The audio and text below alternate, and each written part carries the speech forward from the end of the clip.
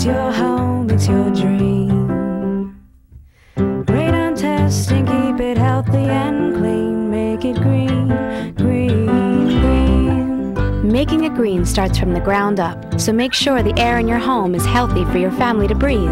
Test your home for the presence of radon. Go to epa.gov/radon. Make it green, green, green.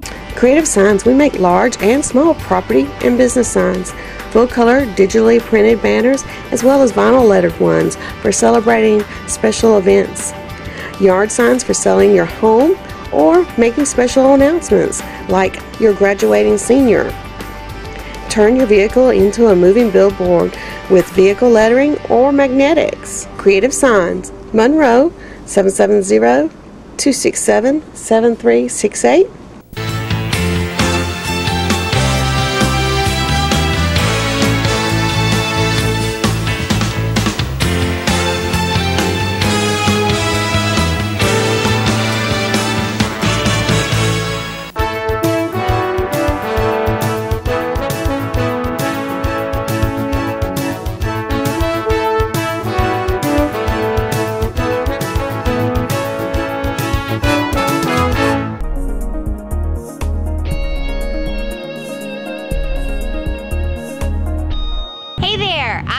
Russell coming to you from downtown Monroe as the Downtown Development Authority and Main Street Director for downtown Monroe. Thanks so much for tuning in with us. We hope that we've seen you around town a lot lately. There's been so much activity going on. Our farmers market is now in full swing every single Saturday from 8 a.m. to 1 p.m. here on Court Street. You can find a variety of vendors, everything from grass-fed beef to free-range eggs to bath products to just about anything that you could possibly want. Fresh fruits and veggies, live plants, cut flowers, just anything that you could possibly want can be found here at the Monroe Farmers Market every single Saturday. Additionally, thank you to all of you who came out last week to see the Kitchafoonee Cowboys in concert here in downtown Monroe. We had a great turnout and just a wonderful evening of singing, dancing, eating, and just enjoying the beautiful outdoors of downtown Monroe. Lastly, we have now launched our antique trolley. Our antique rail can now be found on the first and third Saturdays of every month through June, July, August, and September. The antique rail runs from 10 a.m. until 2 p.m. on the first and third Saturdays of each month. You can hop aboard the antique rail and travel to any of our antique malls that are here in downtown Monroe, as well as come back downtown, have lunch, get an ice cream, shop in our boutiques downtown, and get a little history lesson while you're along the way as well. So we hope that you'll come out to join us about that. More information on all of our downtown events can be found on our website, and that's www.monroedowntown.com. We have so many wonderful supporters that are individuals and businesses that are making all of our wonderful downtown events happen. Clearview Regional Medical Center is our corporate sponsor and our presenting sponsor for all of our downtown concerts. And Cherry Hill at the Mill and Monroe Antique Malls made it possible for us to bring the antique trolley to town for the next few Saturdays. So if you're a business or an individual and you're looking for something to do, I highly recommend that you come and see us in downtown Monroe. There's always something going on. We have a great community of individuals and business people that are here encouraging the revitalization of downtown Monroe. So if you ever have any questions or comments about downtown Monroe, please don't hesitate to call me. Again, my name is Emily Russell, and the DDA office phone number is 770-266-5331. And again, be sure to check out our website at monroedowntown.com for up-to-the-minute updates about events, about plans, about initiatives, just about anything that you can find online. We would love to hear from you and look forward to seeing you downtown. Hi, my name is Jay Stelker, and this is my Eagle project. And my main inspiration for this is I collected antique radios for about 2 or 3 years, and I noticed that you didn't really see too many of them at museums and such, so I decided it'd be kind of a neat idea to bring some antique radios here to the Monroe Art Gallery. So over here I have a 1920s radio. It's an Atwater Kent made in Philadelphia. This is a Philco, and then this is a Crosley. Down here we have a couple of 40s radios. One right here, what's interesting about this one is it's one of the first radios that had FM on it. And then over here, this one is really cool right here. This is a German radio made by Grundig. In the center, I have a computer screen with a built-in sound system. And you can move the mouse around and you can pick 1930s and you can listen to some 30s broadcasts and music. And this whole cabinet was built here in Monroe by Mr. JW and Custom Cabinets by Design, and they helped us build this. It was a really interesting process. And then the radios, we got some friends together and we restored most of these radios at a work day. It was about 2 or 3 hours we restored all these and got them all working again. So come out and see this. It'll be here at the Monroe Art Guild until the end of June. So thank you. Welcome to the Monroe Art Guild. Today we're having the opening reception for Around the World from Lens to Palette.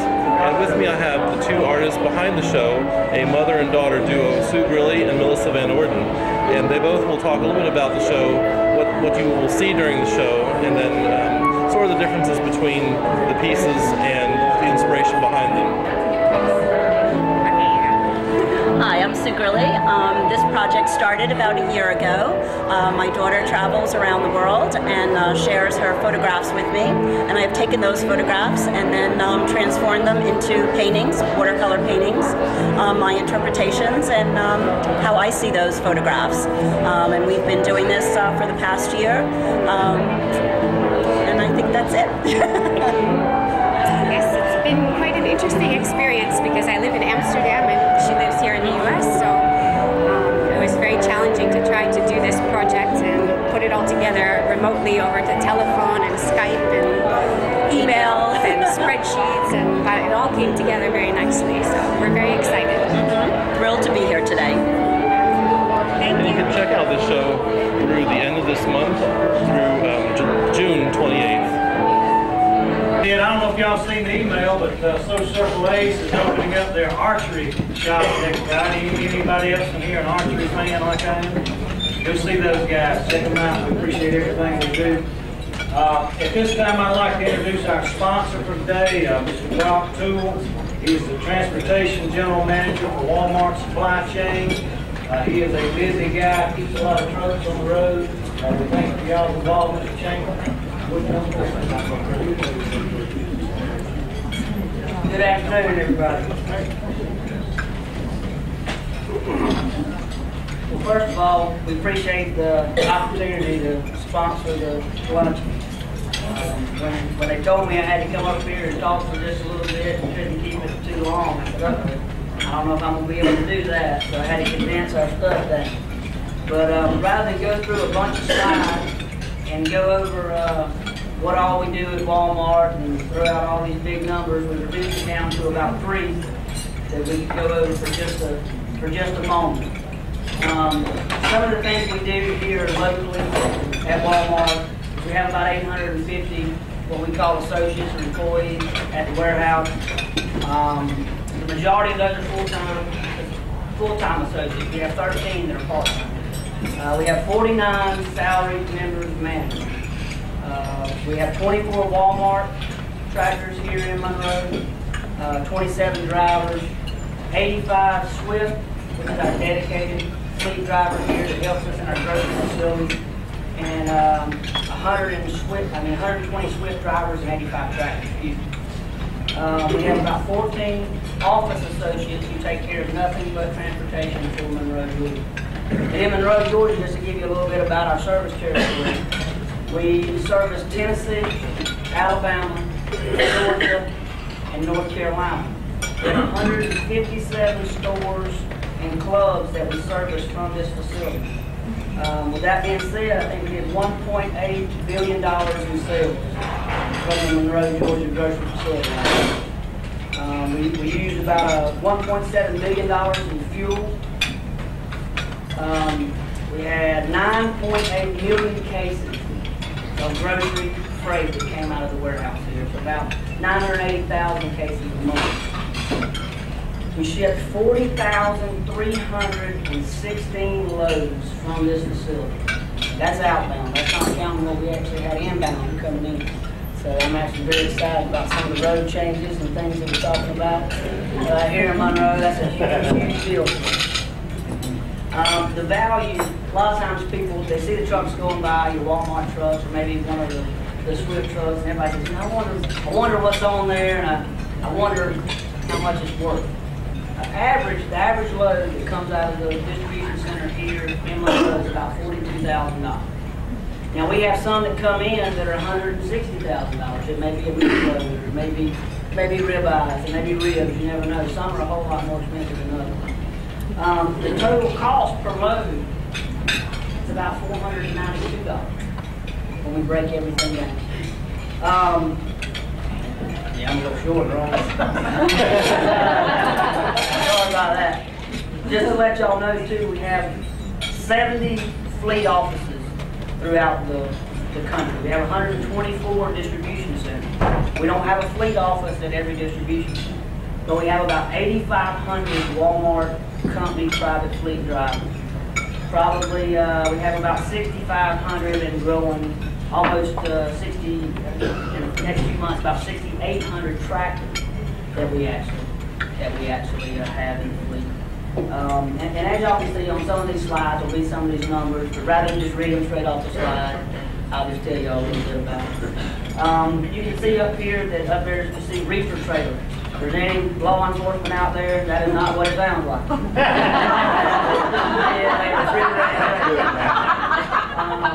So don't worry about those out there. As you can see from the slide, we have a whole lot more dry trailers than we have reefer trailers or refrigerator trailers. We haven't been in the grocery business near as long as we've been in the regional freight or dry merchandise business, as we like to say. We've been doing it for about 50 years, the dry business, and we've been doing grocery now for a little over 15. So we're slowly starting to get more into that, and there's a whole lot of growth, not only annually, but we see a lot of future growth in the grocery business. Talk a little bit about the Monroe community and what we've done as a company to try to help support the community here. I really enjoy coming to these functions and meeting the different leaders of the community, but we try to give back to the communities that we serve in. And last year I think we gave about $27,000 to the actual Monroe community. 20,000 of it I believe in grants. Well, actually all 27,000 in grants, and that's not including any of the food that we donate to charities such as Fish or other local food organizations. So pretty much that's about my spiel for my 3 to 5 minutes. I can turn it over. Oh yeah, good point. Last month, and I was talking with Jimmy earlier, the month of May is the largest sales month Walmart has ever had in its 50 years of being in business. And when you get to look at some of the numbers that we're going to look at on a monthly basis, it'll blow your mind. And to actually see a month like that come in and have that many sales is very, very positive, not only to us, but also to the economy and things like that. We're expecting a good June, and with July 4th coming, hopefully a very, very good July as well. So thank you for your time, and we appreciate it.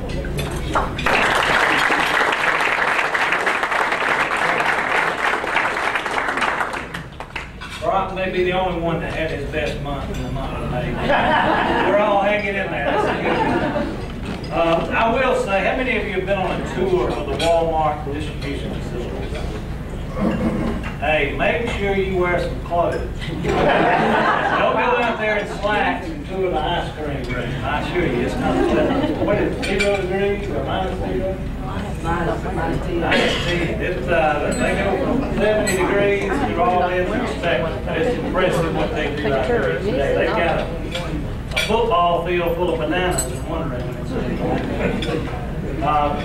At this time, I'd like to introduce our main speaker. As y'all know, you've got brochures on the table. The Walton County Chamber of Commerce Board of Directors strongly supports passage of the upcoming T-SPLOST referendum on July 31st. As the voice of almost 500 businesses throughout Walton County, the Chamber feels the referendum will not only provide critical transportation funding for some long-awaited projects in Walton County, but also enhance economic development and job creation throughout Northeast Georgia. This was supported unanimously by our Board of Directors, and you'll begin to see some additional information in the newspapers. We'll be meeting with the various civic groups in the coming weeks. We're extremely fortunate today to have with us Mr. Todd Long, who is the new Deputy Commissioner for Georgia DOT. He's going to provide an overview of the Transportation Investment Act. Todd's been instrumental in the implementation of that program. He's worked with all 12 regions across the state in selecting the project list and developing the program delivery procedures. Todd's a native of Hinesville, Georgia. Just found out so is Kenny Smiley. We didn't know there were that many people in Hinesville. He is a graduate of Georgia Tech. We earned both a bachelor's and master's degree in civil engineering. Todd began his career with Georgia DOT in 1990, and we were very fortunate. In the late 90s, Todd served as our district engineer here in Northeast Georgia. He's been a tremendous advocate for Walton County and Northeast Georgia ever since. He's also served as the State Director of Administration, the State Director of Pre-Construction, the Director of the Georgia Regional Transportation Authority, and most recently as Georgia DOT's Director of Planning. In his new role as Deputy Commissioner, as I said, Todd continues to be a tremendous advocate for this region, and we're extremely grateful to have him with us today. And with that, join me in giving a big Walton County welcome to Mr. Todd Long.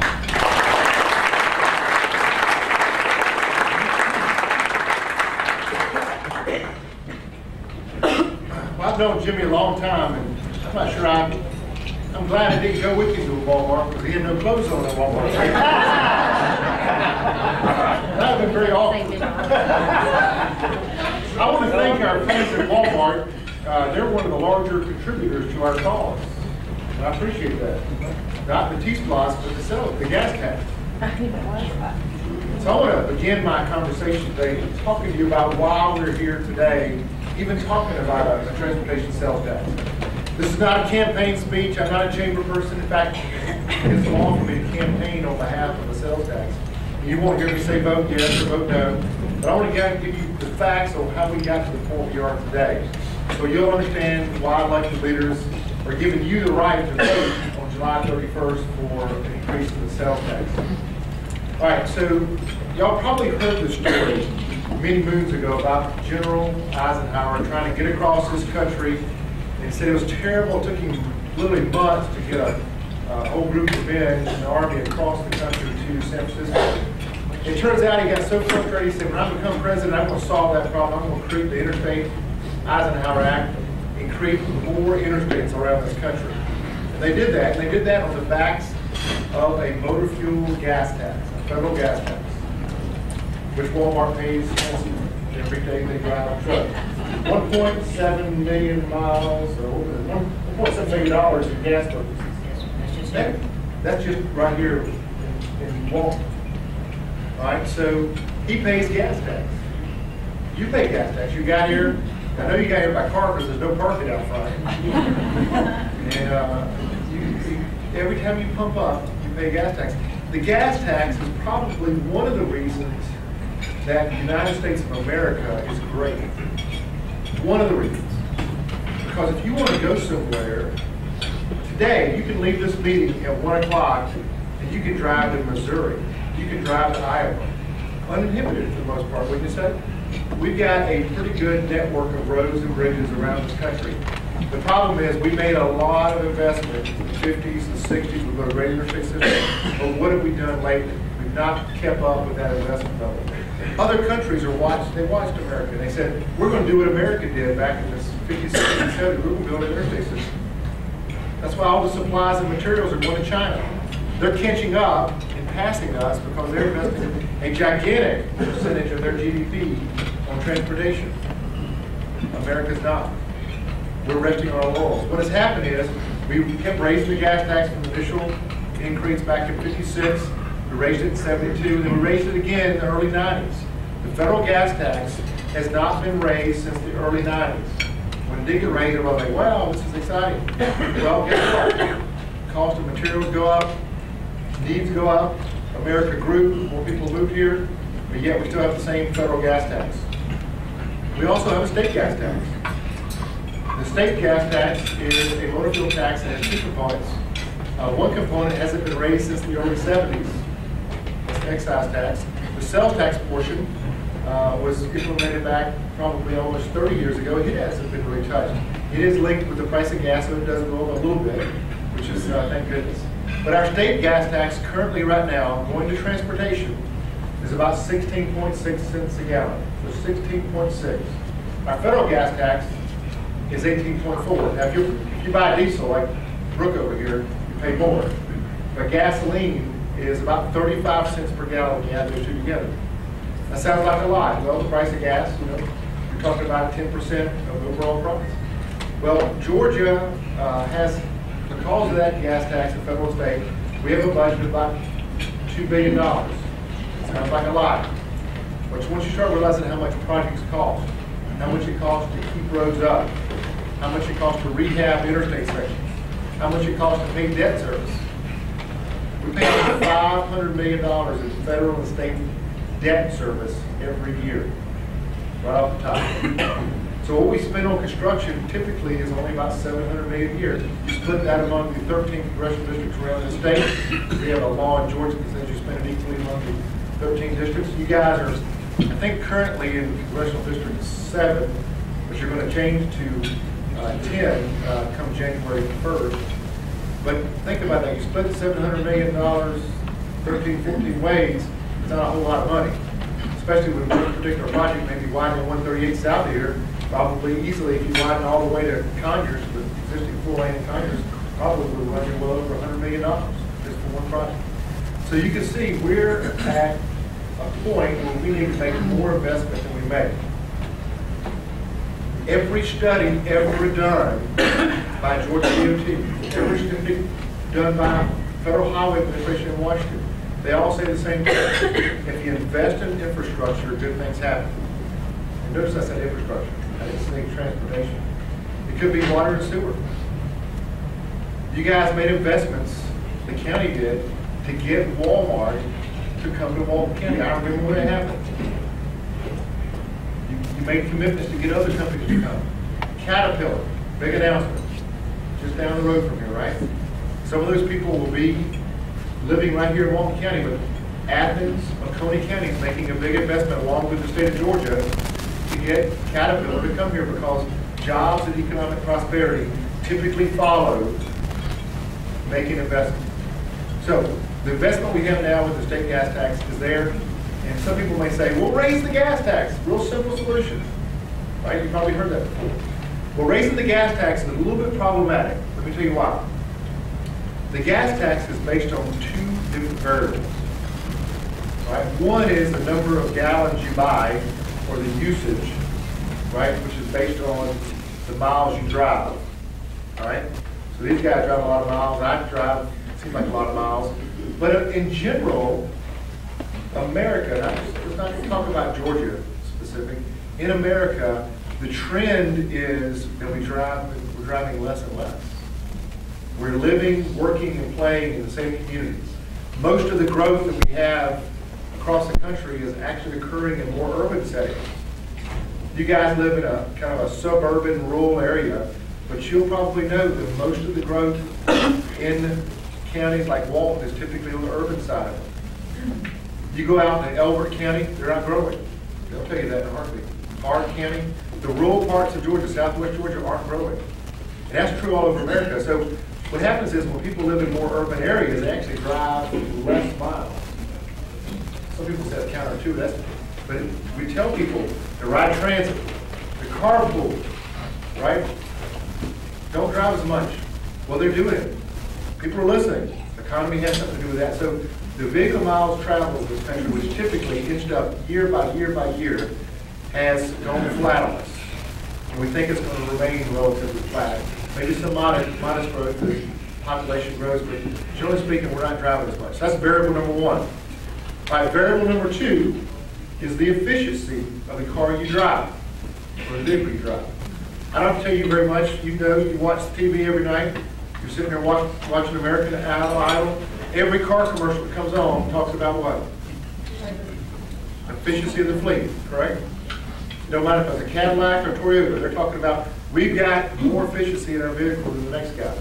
So we think, the prognosticators think that the fleet in America is going to drastically go up fuel efficiency.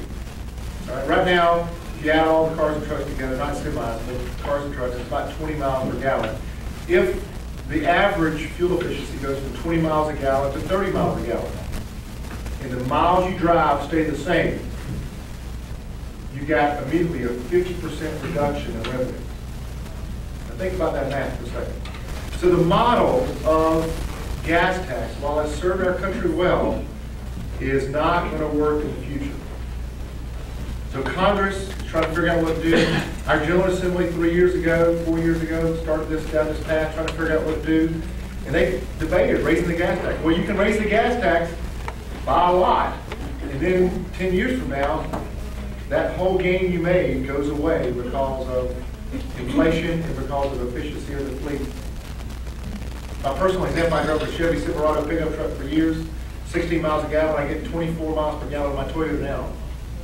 So I personally am giving less to GDOT and others for transportation, about 50%. So you know that plays out in your family. So, all right, so General Assembly said, what do we do about it? Well, raising the gas tax is a little bit problematic from a political standpoint. I see Representative Williamson in here. Any other representatives in here? None? Have you heard any talk, Representative Williamson, about raising the gas tax in the General Assembly? I don't think I'd be re-elected if I talk about raising the gas. We did not rehearse that statement. That is, I can guarantee you every state rep and senator says the same thing. If you go to Congress, your guys are, I guess you're Congressman Woodall and Congressman Brown. If you ask them, and I actually talked to Congressman Woodall, they will tell you the same thing. We're not looking at raising the federal gas tax. So how do you solve the problem? Gas tax raising is kind of taboo in the political scene. So the General Assembly said, what's popular? What seems to work well for raising revenue? Well, local SPLOS seem to do very well. The vast majority of local SPLOS typically always pass, whether it's education SPLOS or regular local SPLOS. So let's create something that looks similar to that. So that's what they did. They couldn't decide if to do a statewide local SPLOS looking function or a county by county. They decided on a hybrid called the regional sales tax. That's what we're here today. So they passed legislation several years ago called the Transportation Investment Act, which has led us to this point here 48 days prior to July 31st. I think it's 48 days or something like that, before the vote. And what happened is they said, we're going to divide the state into 12 unique regions. These unique regions just happen to be regions that already exist on paper through other planning efforts. So you guys are part of the Northeast Georgia region, which is, I guess, headquartered out of Athens, which includes to the south, Jasper County, and I guess the far east, you got Delaware County, and then you got Jackson on the north. You've got, I think there's 10 or 12 counties in this one. 12 counties, that's what I thought. So those 12 counties gathered together, and they took elected leaders from each county. 2 elected leaders. The mayor, elected by one mayor representative, elected by the mayors of the city. So if you had 5 or 6 mayors in a county, those mayors caucused together, elected somebody. In y'all's case, I think it was Mayor Thompson from Monroe. And then you had the county commission chairman. In this case, your own Kevin Little. Well, each county, 12 of them, had those 2 representatives. So the round table, this elected body, 24 strong, sat down in room in meeting after meeting after meeting, and they sorted through many projects, probably 3 or 4 times as many projects as they had money for, and decided on the list of projects that would be voted on July 31st. Now, I sat through 12 of these regions' activities, all right? And I want to let you know you're in good hands. Northeast Georgia, and I continually say this out loud, I even say this in other regions that gets them really ticked off.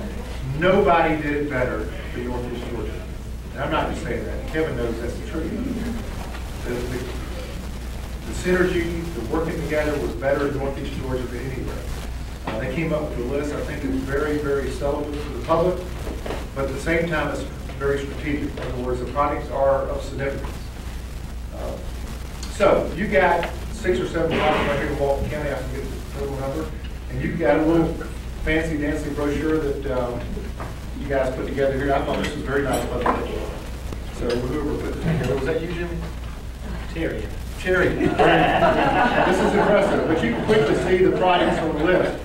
Now, I want to kind of bring it back to you. This is the list of projects that will be paid for by a 1% sales tax for a period of 10 years. There's also another pot of money that you won't see a list of projects on, but I call it the local share. We're kind of a home rule state.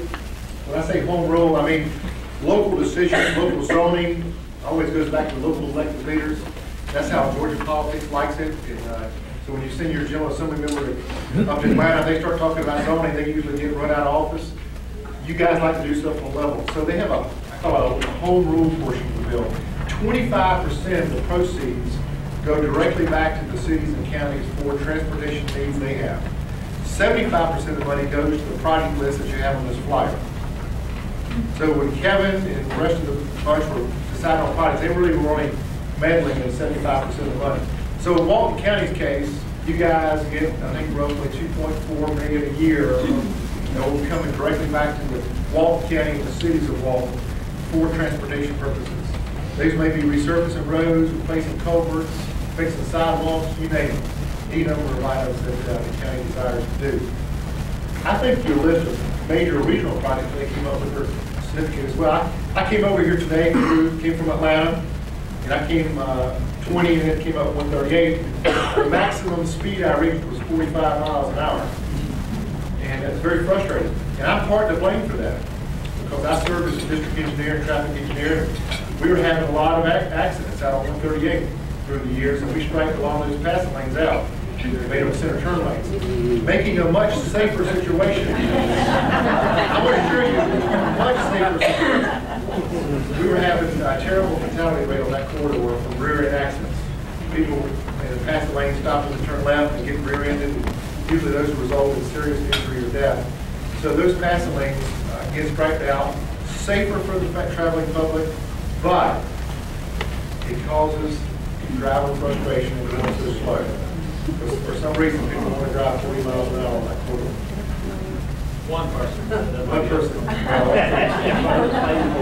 But anyway, so that's one of the projects. You got a project in Loganville on 20 that's been needed for a number of years. You got the project right here in north side of town where 11 intersects the bypass. Much needed improvements are there. You got the Monroe bypass, which will get clear. Monroe connector, I call it. It's a connector on the south side over to 78. Helps these guys out here at the Walmart and you can see it, all the rest of them. That whole development area is really opens that area and gets those trucks from out of downtown Monroe that are going south of 11. Then you got a number of other projects you can look at the list and see what they are. I personally like the 181. It's kind of a minor project, kind of people breeze over it, but that's the kind of project you need, right, Kevin? Because we got rear-end accidents, all these subdivisions and left turn lanes are needed desperately these side roads. And this project will provide those left turn lanes. We didn't have enough money to do the full widening lane like I'd like to, but at least you got some operational improvements out there. So your project list is good. There are a lot of questions about how the money is to be spent. Let me address that right quick. The money, how it comes in, the sales tax, if it gets voted on by 31st, the tax will start getting collected January of 2013. So don't expect barrels on August 1st, okay? That's not how it works. The money starts getting collected. This is what we call a pay-go system. In other words, you pay for the projects as you go along. Right? None of the regional commissions in the entire state, these guys, they did not set up money to debt finance projects. Now there may be some smaller projects that you do with that local share that you may want to debt finance. I know that now is probably the best time ever to debt finance projects because interest rates are so low, but we think that it's a prudent cause to move forward without debt financing a bunch of projects and let this be a long-term funding source. So what you got is the money starts flowing in January, it starts coming back really early spring, and this is not a get-rich-quick scheme for GDOT. The money doesn't even come to GDOT. It goes to another organization. It's a holding organization for money. As expenses are incurred, GDOT, or if we contract with the local government to do a project, those expenses are reimbursed. So whoever says that GDOT's getting rich off this doesn't have a clue about what the bill says.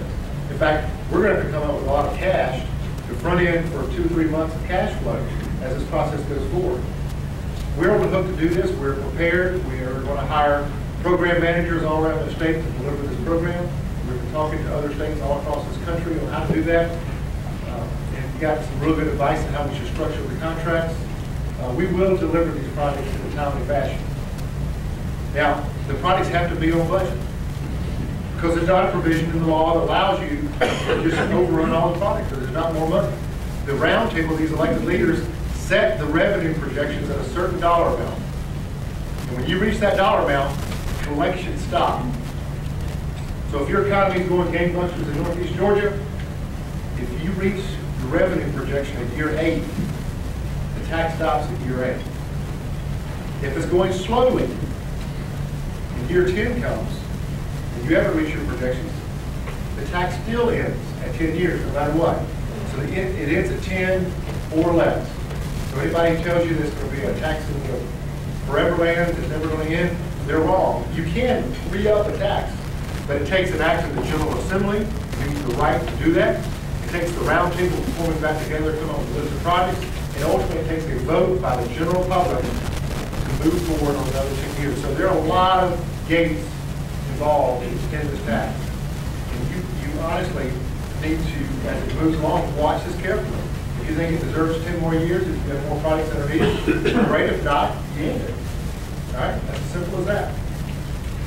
Every dime of money raised in the borders of Northeast Georgia, every single dime has to be spent on efforts in Northeast Georgia region.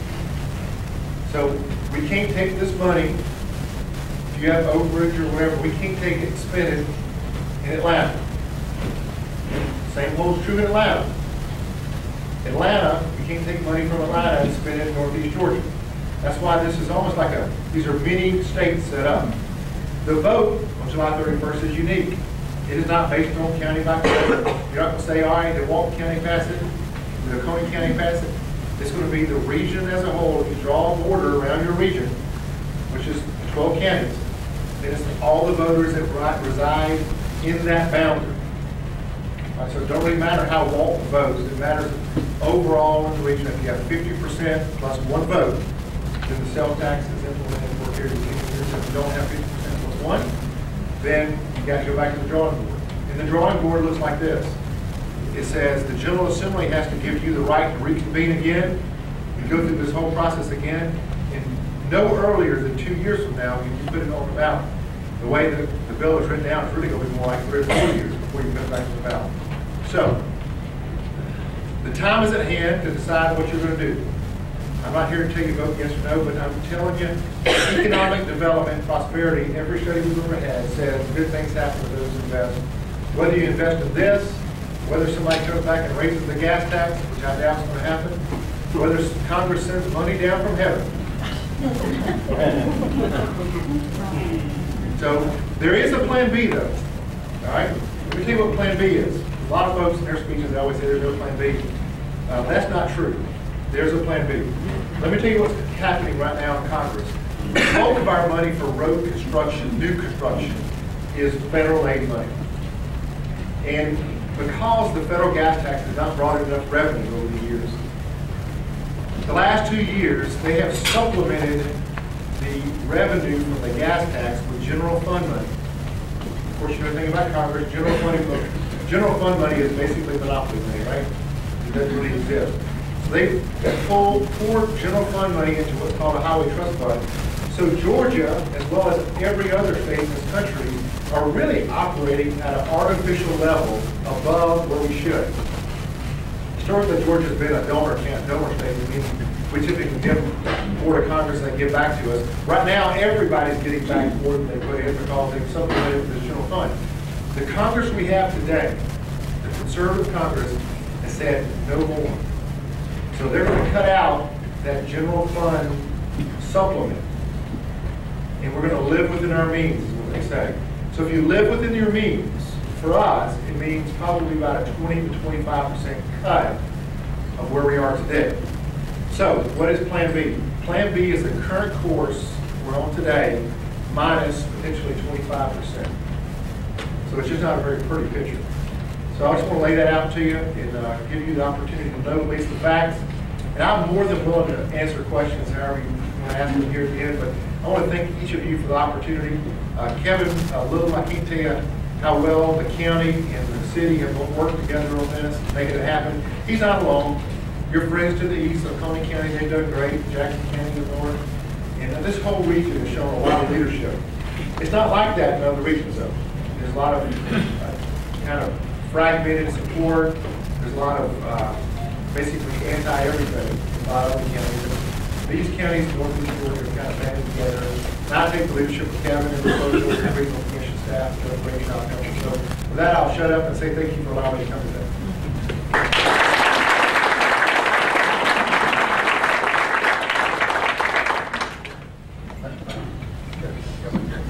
Real quick, we're going to go over the local projects and then get to some questions. Tom sort of highlighted them. He said he couldn't tell you to vote yes, but I will tell you to vote yes. If y'all would open up your brochure real quick, I just want to talk to you about what this means for Walton County.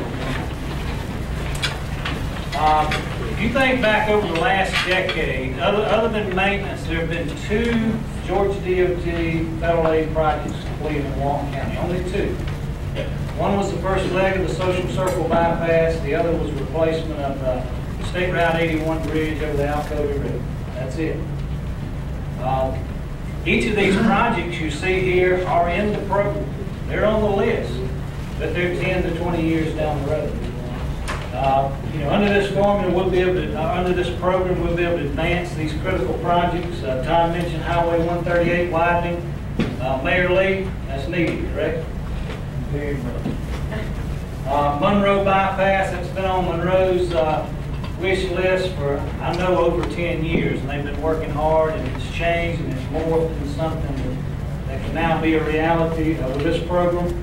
Highway 20 widening, we got a few people here from Loganville. Anything we can do in Loganville to keep the vibrant business community there afloat is a benefit to all of Walton County.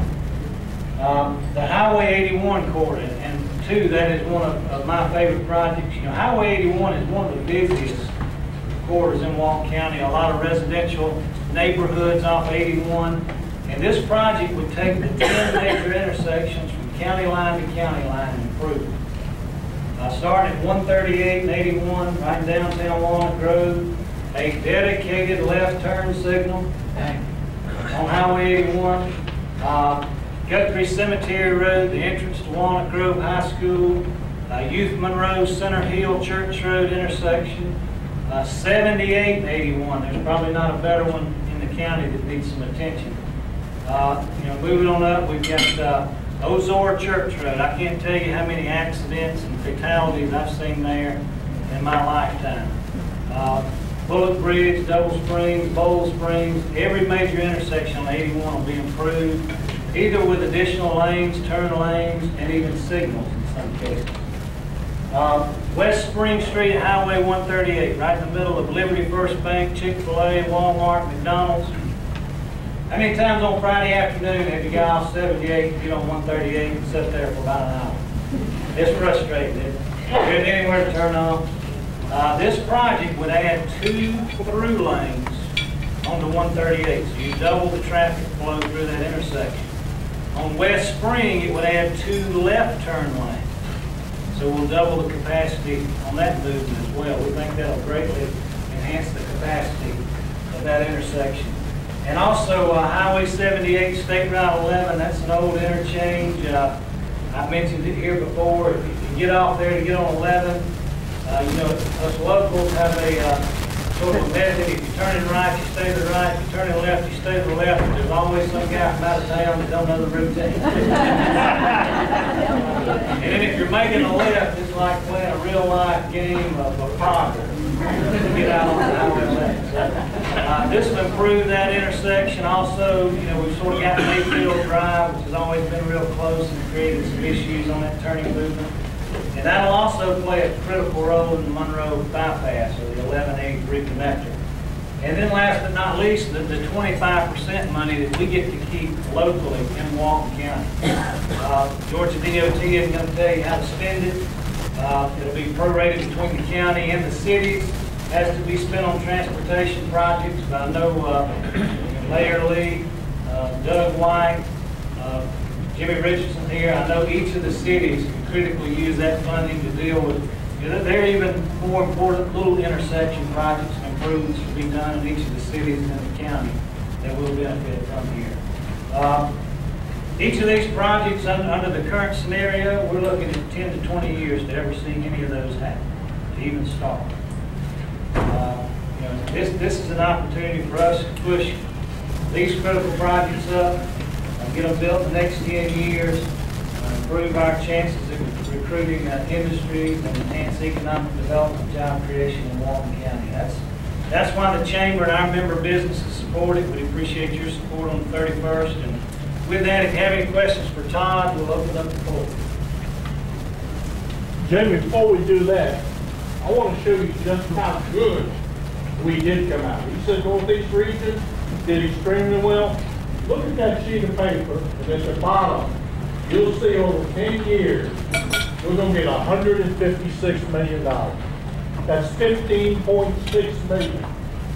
Last year, Walton County approved an ELOP and a SPLOS. Projected revenue, $54 million in 6 years. Our own local SPLOS will give us $9 million a year. This will give us $15.6 million. What a boost to economic development. That's just my point there. Good point. Any questions? I have one. Why can't we just put a light at 11 and 7? On the bypass section? The plan, the project in here will include a signal. But we're having a time here right now. It's too close between the ramp and Mayfield Drive to have a signal, so we've got to correct that issue in with the project. There will be a signal at that interchange with this project. I have a question. Do all 12 sections or the small cities have to pass it, or can it be 8 of them pass and 4 don't? Yeah, I should have been real clear on that, because that's a great question, and you get folks real confused about that. Your vote here is independent of all other votes. So yes, there may be 12 passes, there may be none passes, there may be 5 passes, there may be 4. We don't know what's going to happen. So each one stands on its own as independent. But you certainly can have it pass here and not pass in Georgia Mountains or vice versa. So, also, Newton County, it could fail in Newton in our region, but Walton, Barra, and they fail in Athens, Clark. But just the majority of our region passes, everybody gets in that region. Everybody gets 50 plus 1 in our region. Yeah, in some counties, that's kind of the rubber. They're upset that if their county votes against this, and it passes anyway. But that's not the way it's written. But honestly, you can say the same thing. The governor race every year. We had a governor's race 2 years ago. Walton County, let's just say, pretend for a second, you voted for the candidate that didn't win. It doesn't matter. It's a statewide election, right? So it doesn't matter how your candidate. This is kind of the same thing more on a regional basis. Does that make sense? Well, once again, I want to say thank you to the leadership here. Oh, we got a hand back in the back. Sorry. What about the Charlotte Round Boulevard? What's going on with that? Oh, hey, how's it going? Charlotte Round, we hadn't talked about that. I can't believe he didn't bring it up. Kevin's been working on that since he was a kid. And Kevin actually tried to work at DOT back there. Y'all know he used to work at DOT? Did he ever tell that past? Many months ago. But anyway, Charlotte Rowell is, for those who don't know, that's that extension up to the north. And, he got the curse of being part of the Atlanta Regional Commission. He got some federal money on that project, which has caused it to undergo a lot more red tape than he ever dreamed about.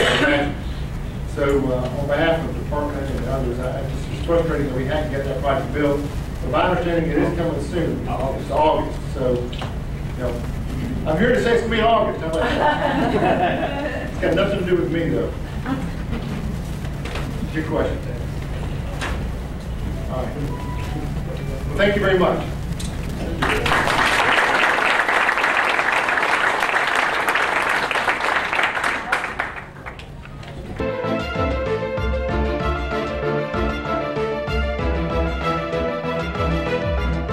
Hey, I'm Isaac with Reboot Computer Company, and we're going to talk about the longevity of a computer today. You know, desktops and laptops, they definitely have a longer time that they're going to be good or start to break down or whatever. You know, it's kind of like a car.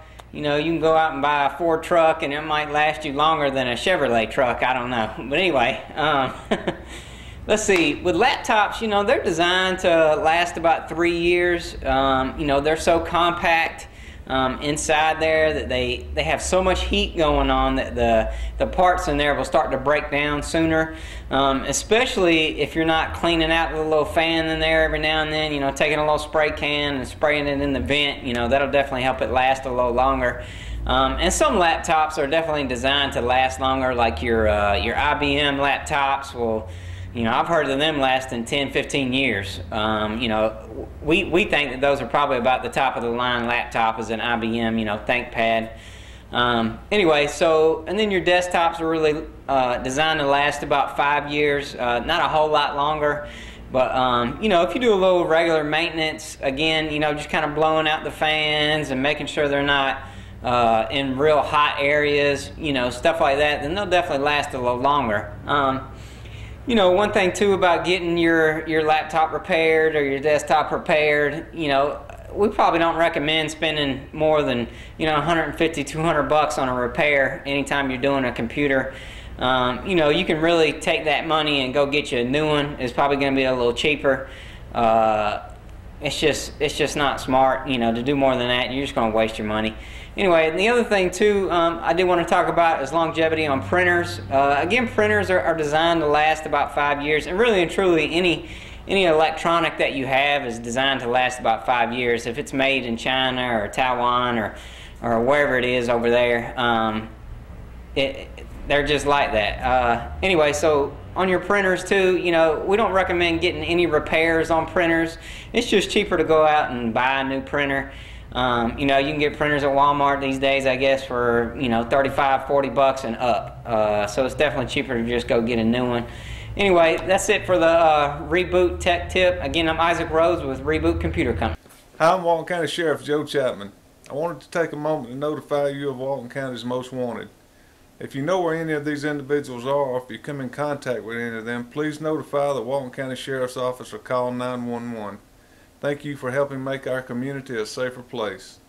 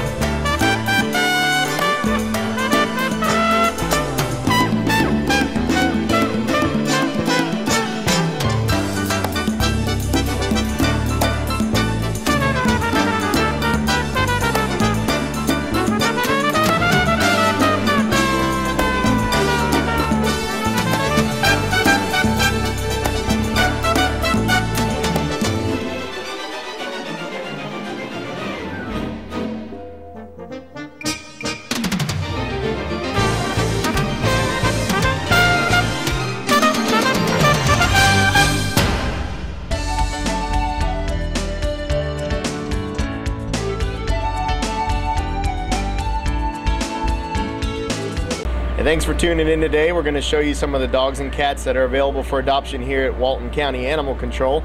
Before we do, as usual, we want to let you know about an upcoming discounted vaccine clinic. It's going to be Saturday, June 16th from 12:30 to 2. That's at Tractor Supply in Monroe, 156 MLK Junior Boulevard in Monroe. They have discounted vaccines, heartworm tests, and other services like that. So it's a great place. I know financial times are tough, but you still need to keep your dogs current on vaccinations. We just this week had a dog that got in a fight with a raccoon, and that raccoon tested positive for rabies. So it's real important that you keep your animals vaccinated and get their necessary vet care. And so now we're going to show you some of the animals that are available for adoption. As usual, adoption fee is just $40. Includes all their vaccinations, discounted spay-neuter, microchip, and you get a great animal to adopt. So come on down to the shelter. We're behind the sheriff's office, and adopt an animal. We have 2 female kittens. They're about 3 months old. They are litter mates. They are in need of a good home. They are very sweet and need a home fast. This is, she's a mixed breed. It's a female. She's about 2.5 years old. She's already spayed and she's current on her vaccinations. She does get along with other dogs. She did come in with the Great Dane that has already been adopted. So she's a very sweet dog, needs a good home. We got about he's about 3 years old, male, intact, Great Terrier mix. He's sort of scared, but he's very sweet. He's shy. He's just very inquisitive about everything. Needs a home. He is up for adoption. This is a Whippet mix, female, probably around 6 to 8 months. She's got a lot of energy. Looking for a good home. We got a lab mix, male. He's about 2 to 3 months old, very sweet. He's already been vaccinated and he needs a good home. We have a very hyper male German short hair pointer. He's about 1 year old. He's very sweet and he would be great with kids. He seems to get along with everyone. He's happy-go-lucky. This is Maxwell. He's a yellow lab mix, real handsome looking dog. He's only been here a couple days, but if his owners don't come looking for him, he'll be ready for adoption. It's a great looking dog. Green, green, green. It's your home, it's your dream. Radon testing, keep it healthy and clean. Make it green, green, green. Making it green starts from the ground up, so make sure the air in your home is healthy for your family to breathe. Test your home for the presence of radon. Go to epa.gov/radon. Make it green, green, green.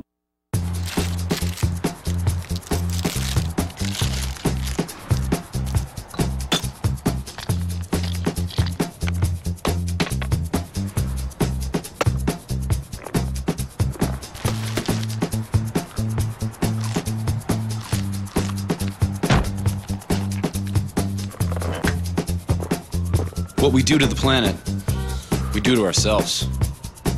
You can help keep America beautiful. Visit KAB.org. Creative Signs, we make large and small property and business signs, full-color, digitally printed banners, as well as vinyl lettered ones for celebrating special events. Yard signs for selling your home or making special announcements, like your graduating senior. Turn your vehicle into a moving billboard with vehicle lettering or magnetics. Creative Signs, Monroe, 770-267-7368.